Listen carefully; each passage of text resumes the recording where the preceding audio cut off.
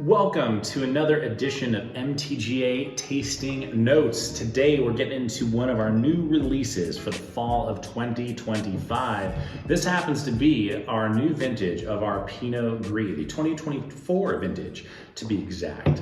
This is a new iteration of a wine that I've really come to love. I've loved Pinot Gris for a long time, specifically from Alsace, France. They just tend to just sing. They're a very soft spot in my heart for that region and this particular variety coming from there. This is a wine that many of you have gotten to know over the last few years, and it is something that we generally just call our beautiful patio pounder.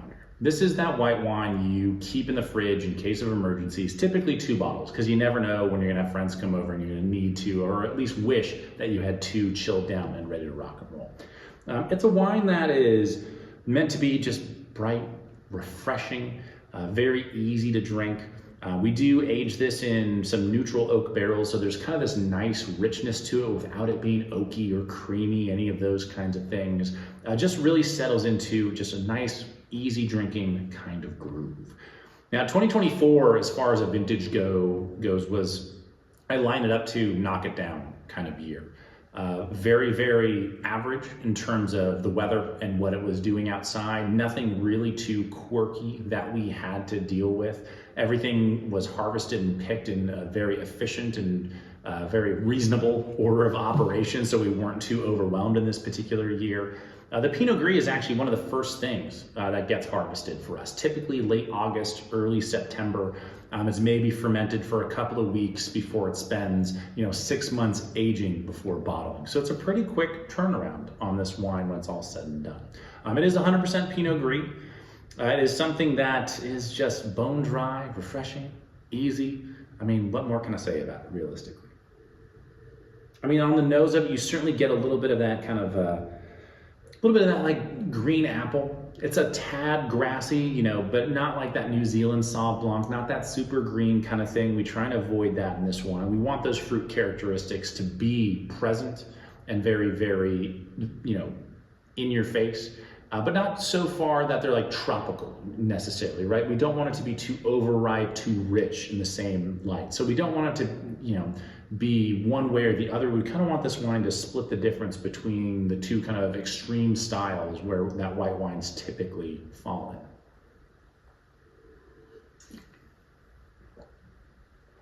And on the palate, it's got that really nice acidity. Like, it's obviously very refreshing from that barrel aging. Even though it's not any new barrels, there's still this nice kind of like richness, almost like this kind of honey or like honeysuckle kind of blossomy kind of characteristic to it. As much as I've loved prior vintages of this wine, this might be my favorite. 2023 is a very close second. 2021, 22, it's kind of hard to argue with any of them. Obviously I'm a little bit biased, but the 2024 certainly has just like this little bit of like an X factor to it. There's like a little extra layer of flavor, a little extra layer of complexity to it that just gives it this, yum factor, for lack of a better word. And in fact, that's my favorite wine descriptor, is just yum or yummy. Though that'll do just fine. Yeah, all in all, that's a glass that's gonna be hard to put down, especially once you chill it down and start enjoying it on your back patio, on the porch, by the pool, in the hot tub, whatever the case may be. This is a wine where we only made a couple of barrels of it from this vintage. It was all of a little less than 50 cases when it was said and done, so just a little bit to go around. But it is something that I hope that you get to enjoy. Be sure to check this out in our wine club shipment this fall. If you're one of our wine club members, we'll be releasing this online and to the rest of our mailing list as we get into 2026. So you can find a little bit more information of it there. Be sure to check out some of our other tasting note videos if you haven't had a chance. You can also find out more information about us by heading to our website, mtgawines.com. You can check out all of our social networks for more regular updates about our winemaking, what we do, and kind of all the happenings in the cellar here.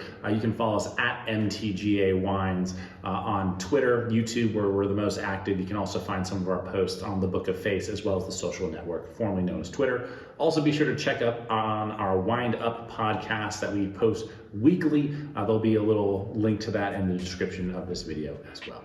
Have a great rest of your day, week, evening, morning, whatever time we are catching you, and hopefully we'll see you next time for MTGA Tasting Notes. Cheers.